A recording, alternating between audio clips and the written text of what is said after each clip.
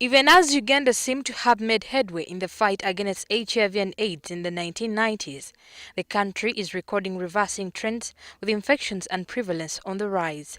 Statistics by the Uganda AIDS Commission indicate that there are over 130,000 new HIV infections recorded in the country each year, representing a 7.3% from the 6.4% in 2005.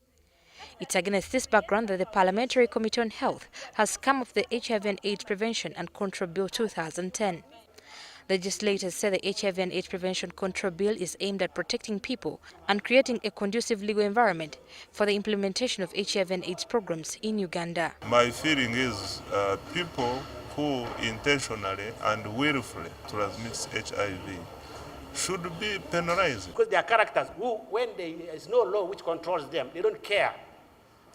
So they are willfully able to provide, to give the rest what can destroy their life. So how can we be able to handle this? How can we send a message, strong message to these people, so that at least they can be able to harmonize their behavior to the rest? That's the point I think of our concern. Section 71 of the bill proposes a 5-year imprisonment for any person who intentionally transmits HIV and AIDS to another person. The proposed bill has, however, thrown a spanner in the works, especially amongst members of civil society and AIDS activists who have rejected some of the controversial clauses.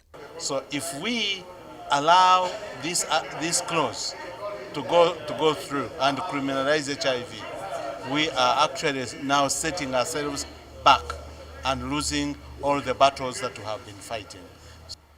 Professor Ben Trinomugisha, a law donor at Macquarie University, says the law, if passed, will undermine the fundamental human rights of Ugandans. We have to be very careful.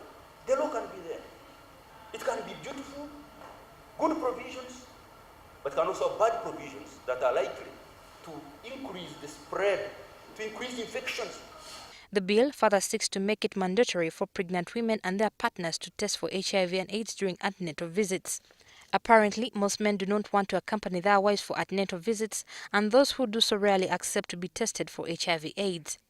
The bill also gives medical practitioners power to disclose their patients' HIV and AIDS status to people who are, I quote, in close or continuous contact with an HIV-positive person if they think there could be a risk of getting HIV and AIDS from this person. Whenever we talk about mandatory testing, routine disclosure, partner notification, criminalization, etc., our mind should always say, do these provisions in this law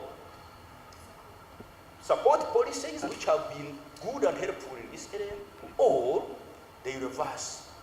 Are they progressive or they are retrogressive? We think we need some more time to sensitize, especially members of parliament, who are the ones to decide for the public, the general public, so that they don't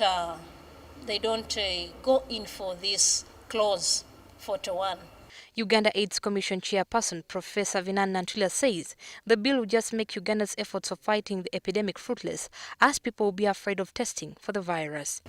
If we passed the law with that clause number 41, it will stop people from coming for testing, and it will contribute to now another rise of the epidemic. He further says Uganda does not have the necessary technology to incriminate someone for intentionally spreading the AIDS virus to an innocent victim. The virus is ever changing. So if you try to analyze, you would need sophisticated equipment, which we don't have. We will have to invest in establishing facilities for doing this. We don't have the money to do that. Besides, even after you have invested all that, the technology we have today cannot show conclusively that the virus in one individual is exactly the same virus as the one in the victim.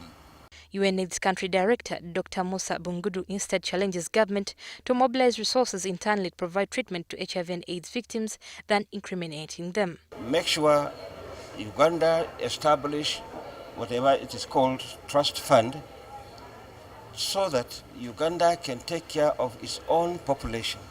If any other donor comes to help, you are helping. But if you are paying almost 90% of the cost, I don't think that is sustainable. This to the State Minister for Gender, Rukia Nakadama. Legislators should instead strengthen the Penal Code Act that incriminates people intentionally spreading HIV/AIDS. Below 18, they're already catered for in the penal code.